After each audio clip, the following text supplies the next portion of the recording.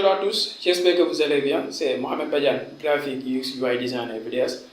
Souvent, beaucoup de questions nous sont posées par nos collègues de travail, par nos amis, par des concepteurs UX UI qui sont en apprentissage, qui sont à la recherche de nouvelles compétences, qui ont peut-être eu des blocages au niveau de leur intégration. Ces questions sont à savoir comment faire ceci, comment faire cela. C'est bien même en tant que designer de bien matérialiser les choses, comme par exemple l'intégration de certains prototypages pour faciliter le travail des développeurs lors de leur intégration. Ce qu'on va apprendre avec vous aujourd'hui, c'est comment appliquer une double action sur un bouton au niveau des prototypages. Sans plus tarder, nous allons commencer cela et n'oubliez surtout pas de vous abonner à la chaîne et de cliquer sur la cloche de notification pour recevoir nos dernières astuces. Alors, on va commencer par cliquer sur ce bouton Design File. Il y a de nouveaux mises à jour, c'est pour cela que ça s'affiche comme ça. Mais il n'y a pas de mal, vous pouvez cliquer sur Draft.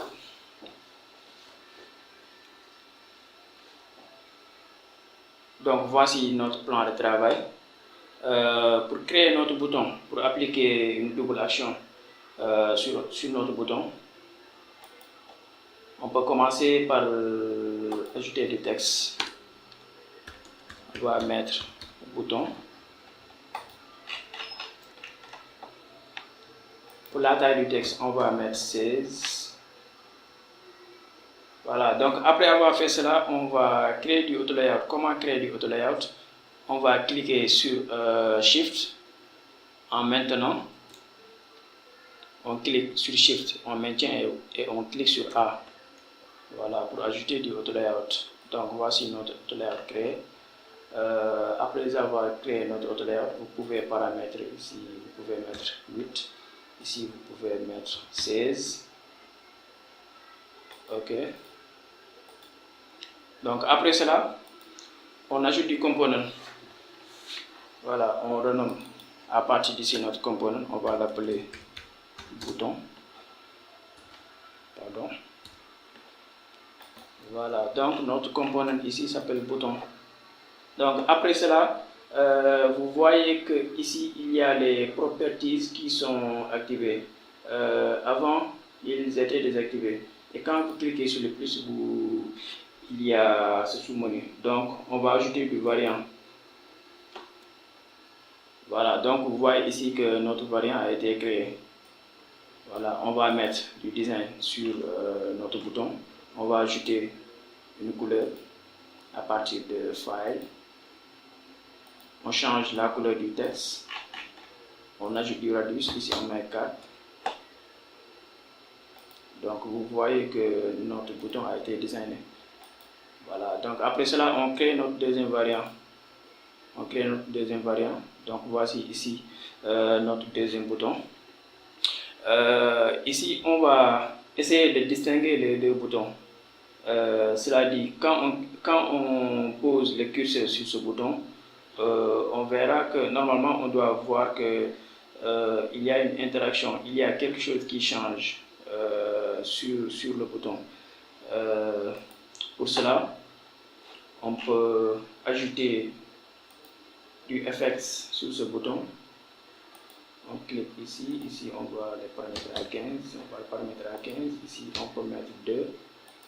Pour la couleur, on peut choisir cette couleur et diminuer un peu l'opacité à 25, à 50. Ok, parfait. Voilà. Donc vous voyez maintenant qu'il y a une distinction sur les deux boutons. Voilà. On clique sur le bouton pour renommer nos variants. Donc pour le premier bouton, c'est notre bouton primaire. On va le renommer ici, on va mettre type. Donc voici notre bouton est par défaut. Nous allons le renommer par primaire, par exemple. Le premier bouton est notre bouton primaire. Le deuxième bouton, on va l'appeler hover. Parce que nous allons appliquer du hover là-bas.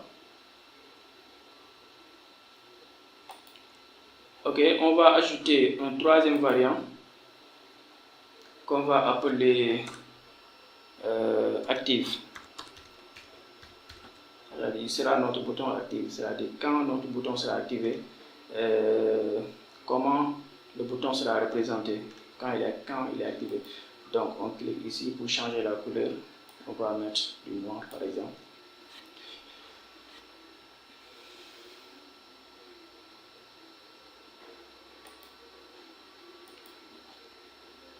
On va le renommer. Ah, c'est déjà renommé, ok, pardon. Voilà, donc après avoir fait cela, on va créer des écrans pour nos boutons. On va aller avec l'iPhone 14 et 15 Pro Max. On fait juste un exemple. Ok. Donc après, vous pouvez faire du copier-coller. Vous pouvez prendre le bouton, faire un copier-coller, ou bien vous pouvez venir sur Asset et faire un drag and drop. Voilà, ici c'est le bouton 1 que nous avons choisi.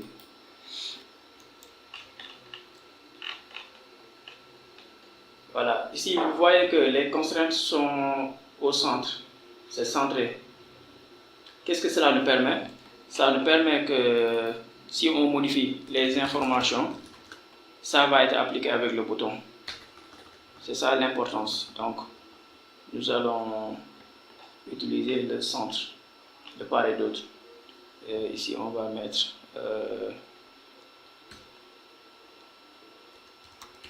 pratiquer.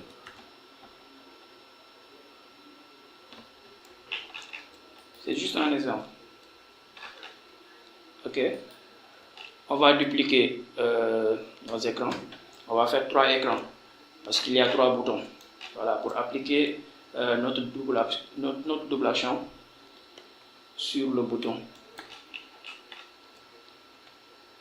Donc après avoir fait cela, là c'est le bouton primaire.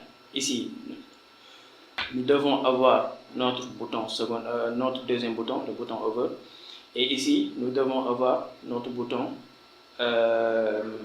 active. Voilà, donc on clique ici et on va,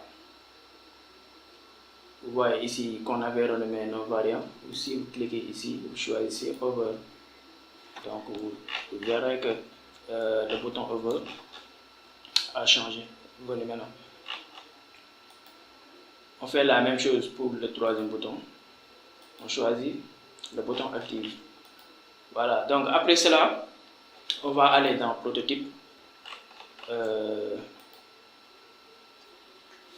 On choisit ce bouton et on le redirige vers le deuxième écran. Et quel prototype on va choisir? On va choisir du mouse enter, c'est-à-dire quand on pose le curseur, l'action va être appliquée.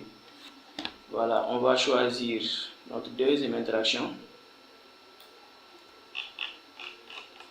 On va le rediriger au troisième écran.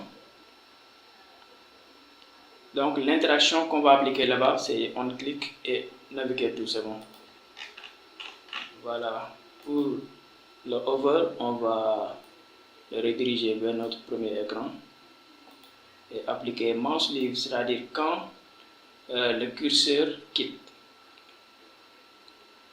Quand le curseur quitte le bouton, vous voyez, mouse leave et navigate to. Navigate to. Et on va le rediriger aussi vers notre troisième écran. Voilà, on va rediriger notre troisième bouton au bouton primaire. Et maintenant, on va voir ce que ça va donner.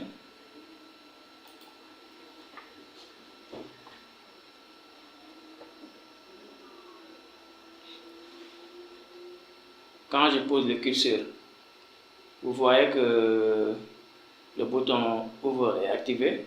Et quand je clique, il y a le bouton active qui est appliqué. Et quand je clique, ça retourne au bouton primaire.